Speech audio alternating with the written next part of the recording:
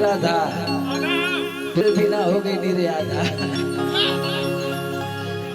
दूठे कलाकार हमहू लेके आयल बानी के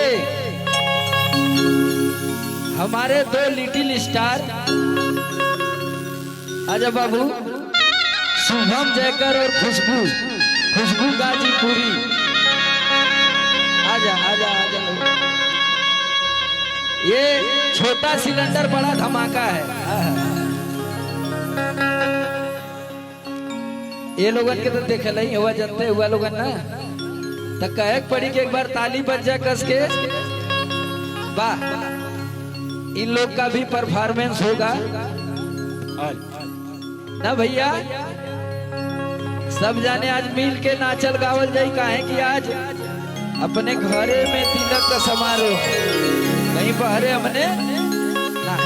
ठीक बाबा,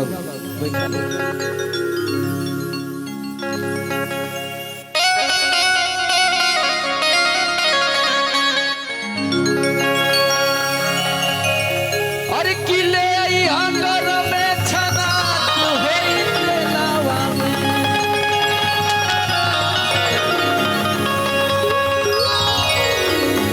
मेरा रुआ कलश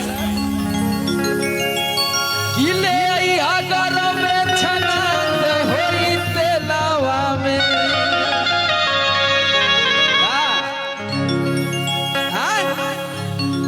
है ना, चला रही जलेबिया बिना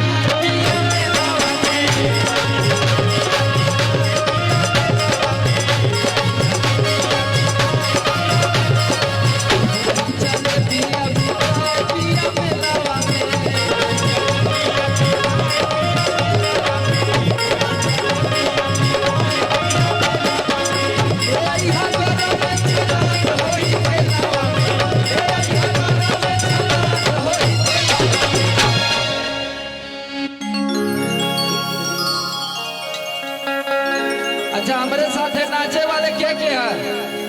तो एक बार हमारे भाई खड़ा हो जा, पगड़ी बांध के जब बैठल बा देखा, खड़ा हो जा तो हर पगड़ी देख के जोश आ गल हमके। जानत हुआ का कि सफाया रे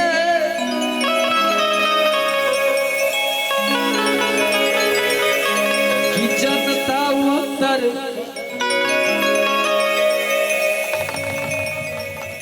ये एक गाना हम गईले रहनी, गाना तो कई थे हाँ ना कि जनता उत्तर प्रदेश के। चला कूल होई चला है ना।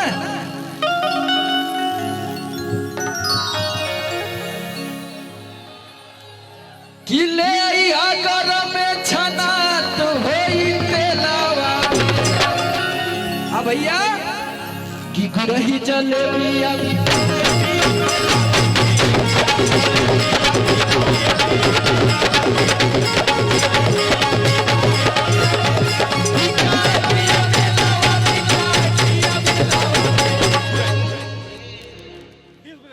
इस ब्रेक लगावा। इधर भी हमारे माई बहन चाची गाना सुन ले रहलू कि ना, सुन ले रहलू माई।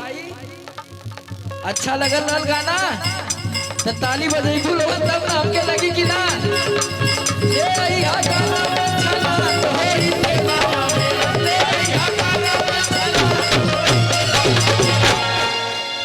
वाह बाबू वाह। यार आजा तनी राधा, ये राधा पूरे भी ना हो गई नीरे आधा। चला कि गुरही जलेबिया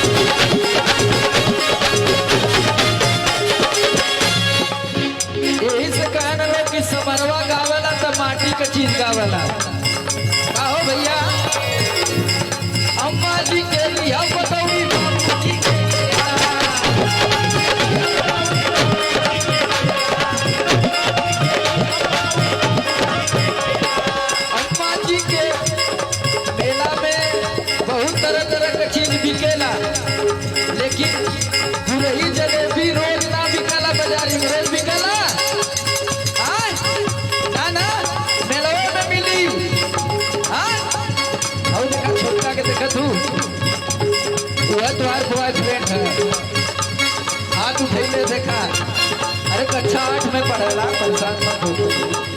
देखा उठ कर अम्मा जी के लिया पकौड़ी जी के केला।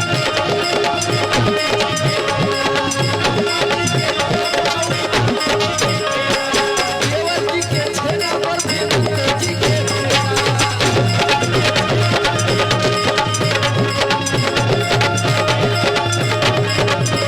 अब मेहरारू घरे से जब निकलवा भैया तो बड़ा समझावे नहीं का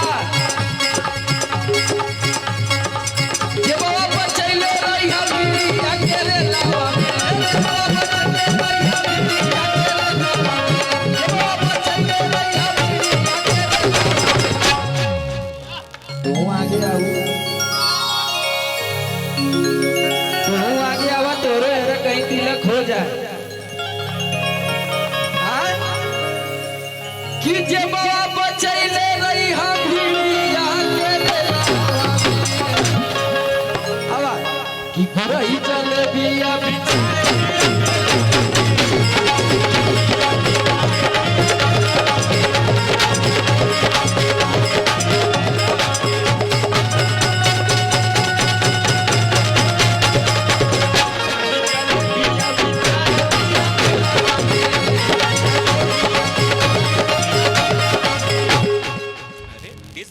यही तरह गाना आयल भैया कि रात भर सैया हमर बढ़े टेम्परेचर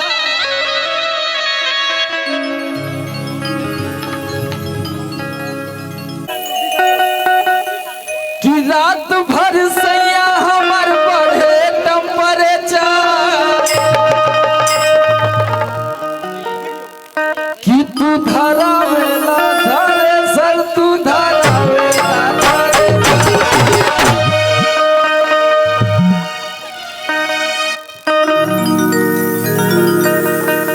अब तो मान ला धाने का सीजन गया, धाने के सीजन रहल ना।